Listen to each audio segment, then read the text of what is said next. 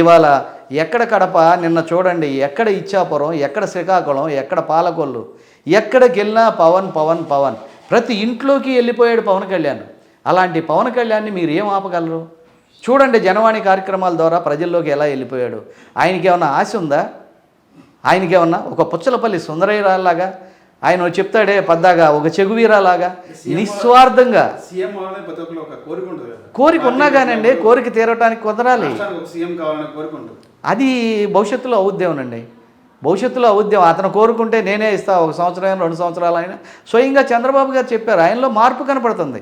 ఇన్ని బాధలు పడి ఇంత ఇదయ్యి 57 రోజులు జైల్లో ఉండి చంద్రబాబు గారు కూడా ఆపదలో ఆదుకున్నటువంటి, ఆపదలో ఆకలితో ఉన్నవాడికి ఆక్సిజన్ పెట్టి అన్నం పెట్టి లేపి వాళ్ళ రాష్ట్ర పగ్గాలు ఇచ్చినటువంటి వాళ్ళకి అన్యాయం చేస్తే భగవంతుడు ఉన్నాడు, భగవంతుడు చూస్తాడు.